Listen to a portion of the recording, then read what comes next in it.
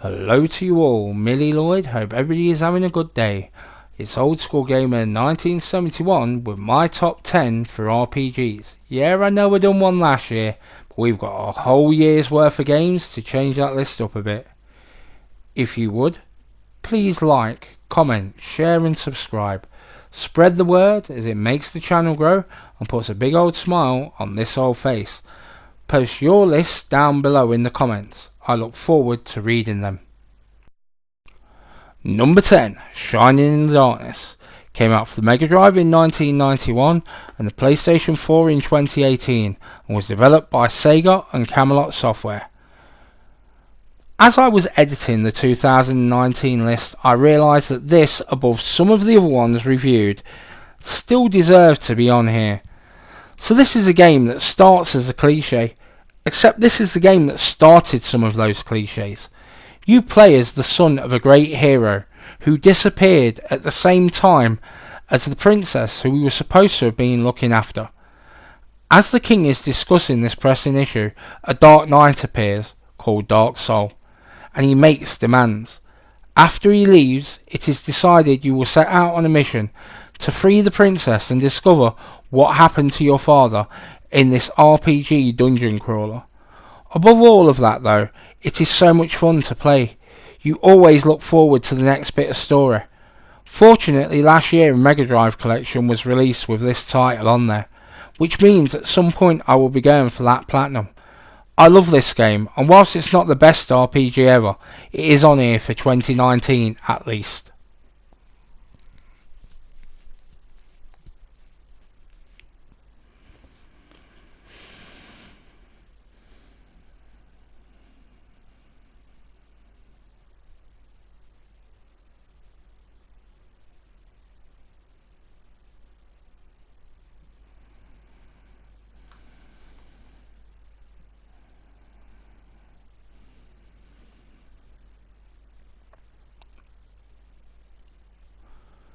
Number 9, Dark Souls Remastered. Came out for the PlayStation 4 in 2018 and was developed by From Software. Okay, this is the last second thing. I reviewed it recently, it did impress me, and then I thought about my own words. That whilst it didn't create the Souls genre, this did put it on the map. Thinking about that, I had to put it on this list. The lore is solid, the gameplay is punishing and rewarding at the same time. The combat is hard but not impossible, which is the frustrating part. The fact that for 5 or 10 minutes later you can go back and do it, but still it is fun. You never feel overpowered. That is what I like about the game, and whilst I probably won't play this game this year, whole video about this in a few weeks, but if you want bragging rights round the campfire, get the following games: Dark Souls 1, 2, 3, Bloodborne, and soon to be added Demon Souls Remastered. Then platinum them all. You will be the ultimate gamer, and that will never be me. I accept that. People might call you a liar, but if you have those platinums, there is no denying you are the ultimate gamer.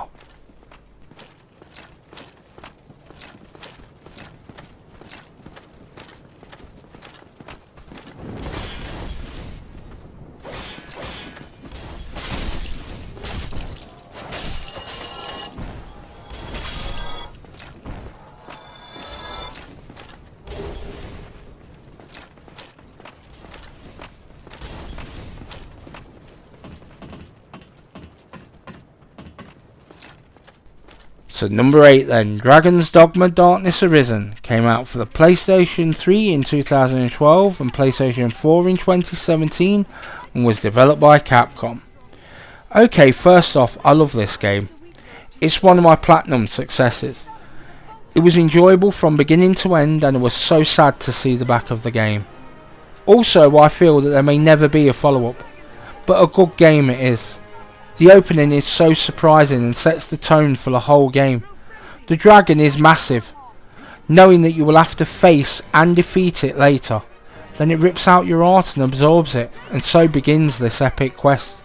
You have pawns along the way to help you. Getting them to your level or above can really help you get through those tougher fights. The combat is solid with many different loadouts for you to try.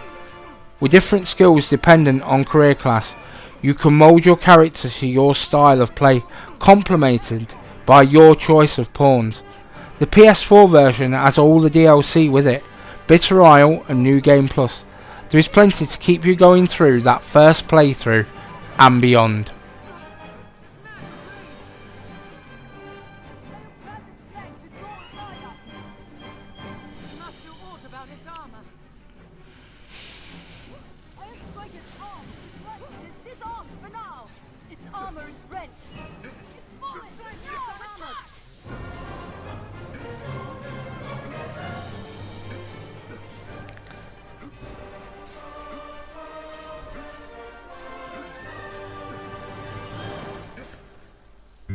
Okay, my number 7, Harvest Moon Back to Nature, came out for the PlayStation 1 in 1999, the PlayStation 3 in 2015, and was released by Natsumi.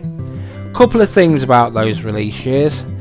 In 1999, Harvest Moon Back to Nature became the first entry on any other console other than the Nintendo system. In 2015, I got this game on day of release on the store because I still wanted to play it. I had a PlayStation 4 with many great games, and yet I still went back to Harvest Moon Back to Nature for a time. This is a game I never expected to enjoy as much as I did. It was such a shame that the UK version had a bug where if you got married then the game crashed. Worse was you needed to get married to finish the game. I love the whole experience of running a farm. First you cleared out all the debris. Leave the stones to one side as you will need them for cooking. You get a dog. You start to grow crops. You have buildings to expand, animals to buy. But it's the social interactions, the village events that make this game quite special. It's your character falling in love, discovering mining during that first winter, or maybe you can boil an egg in the jacuzzi by putting an egg through the fence. All of those things make up why this game is so great. But the final piece is, it never pretends to be something more than what it is. A fun gaming experience with a lot of charm.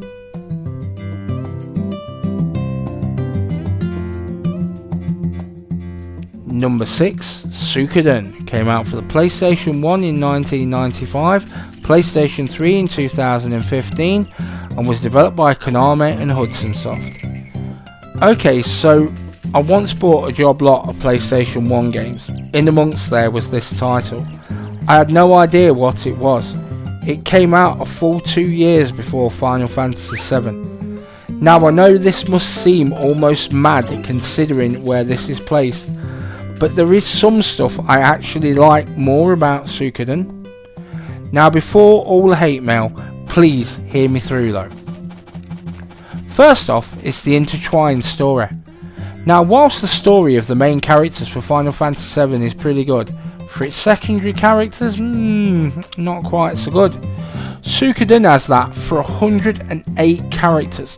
Some are better than others, but Suikoden has it mean something for the combat, with special moves that cause more damage. If I was to be honest, Suikoden would have been placed higher if I had a PlayStation 4 version. Expect to do so if it ever does come about. This is a turn-based RPG with an amazing story, highs and lows, but best of all, it's save transferred through all 5 entries. Characters from other games would turn up in your game. This series is sorely missed, so come on Konami, bring this back. Number 5, Azure Dreams, came out for the PlayStation 1 in 1997 and was developed by Konami. Konami, what you doing, mate? I mean, come on, Suikoden, Azure Dreams, Silent Hill, and then you bring out Metal Gear Survive this year. So this is one of those games that when you get it, you can play nothing else for months, as anything else just seems a waste of your time. The game wasn't a big release, it slipped under almost everybody's radar. Your father's familiar returns from the tower signalling the demise of your father. When finally you become of age, you take your father's familiar to the tower. Every time you step over the threshold, your level goes back to level 1, but your familiars keep theirs as you release them in the tower. This means you have to fight as much of the lower levels as possible, leaving your familiars to fight the higher levels. You could also up your equipment. The fact you could improve your village with your wealth. Get married, that was a big thing in RPGs in the 1990s. This was one hell of a game that I would love to play again, even more so as a remastered game. So come on Konami, pull your finger out, you have so much to do. Number 4, Valkyria Chronicles 4 came out for the PlayStation 4 in 2018 and was developed by Sega. When I looked at the RPGs I could add from this year, this jumped out at me. I never expected to see this game. I thought with the poor sales of the original outside of Japan, it had no chance. When the remake of the first game came out, it was just a little bit of hope. But after the debacle of Revolution, I thought it wouldn't be any good. This one is even better than the first game, however. The story is more complete and the characters are a lot more fleshed out. The turn-based action with the combat mechanics means you have to use strategy to overcome the battles. It's kinda like Worms 3D, but with tanks and different troops on offer. I cannot find many games that have impressed me more this year, especially with how little I'd expected of the game. Also was pleased when I heard that the team was pleased with the sales, so maybe a 5th game or a remake of 2 or 3 could be on the cards.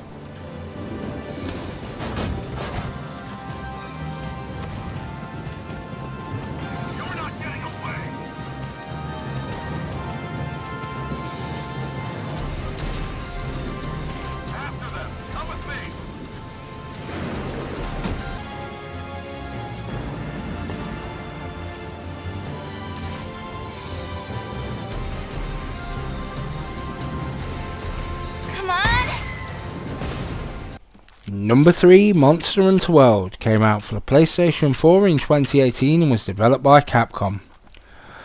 I never quite worked out why Capcom kept this as a handheld game for so long. The first game came out for PlayStation 2, it was almost too ambitious. It was an online compatible game which never really took off in the UK. I enjoyed it and it was a lot of fun to play and showing great originality to boot. Then after that it became a handheld title. Then finally this game was announced. It looked amazing, but could it show the imagination of the first game? Well, yes and no. That is not to say the game is bad in any way. It looks outstanding and plays just as well. It is a game with depth, and with the added power of the PlayStation 4, it really makes this game all it could be. Whilst not totally original, there is much here that is not in the other title. As such, it earns a spot on this list. I can only hope that the next game comes to PlayStation 5. With its sales on PlayStation 4, I'm guessing it's more than a possibility. Also, to add to that, the new DLC, which I do believe the Witcher DLC is coming in February.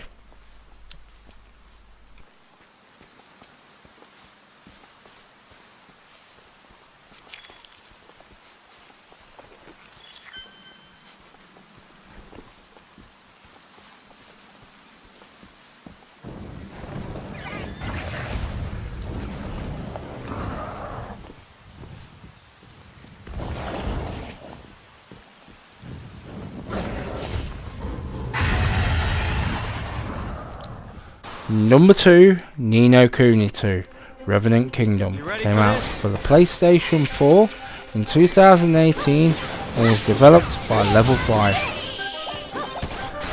Okay, this was not going to be on here until I played it for a second time. When I done my 3-hour review, all was well, however playing it for a second time, I found myself wanting to play more. I wanted to see what happened to Evan next. The story on the first game may be better, but overall as a game, I do think this is better. an action RPG that shows that a cartoony graphical game can still sell. I would say it's probably the best Japanese RPG on PlayStation 4. The game has amazing characters, and yet it doesn't overdo it.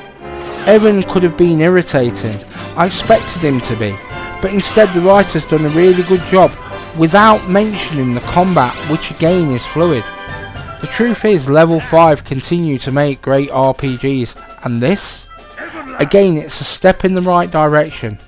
My only real regret is I might not finish this year, but if I have time, I will get back to this.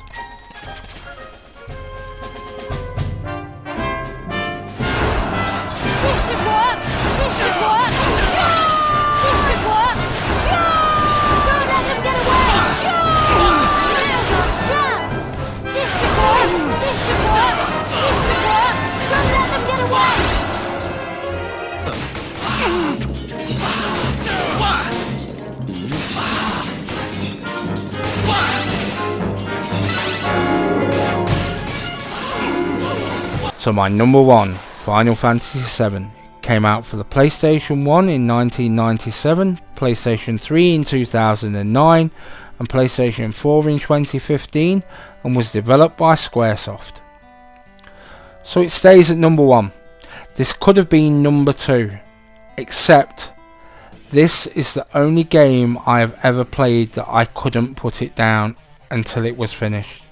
When I got this on import, I got it home and didn't take it out of the PlayStation until it was finished. I even restarted it when a friend, Shane, told me about some material I'd missed. Thanks, Shane. I could mention about Aerith or Eris, depending upon what country you're from, or how the story leads you down several rabbit holes, you know, backstories for like Sephiroth, Cloud, Vincent Valentine. But instead I will say this. At the time I was working, and yet I would rather play this game than have a social life. Play something else. Eating was shoveling food and then get back to the game. Sleep. Set the alarm a few hours earlier to get a few more hours in. Everything that wasn't playing Final Fantasy VII at that time felt pointless. Then the truth happened. When Final Fantasy 8 and 9 came out, nothing else ever came close. And so I find myself waiting for a game that makes me feel that need to play it again.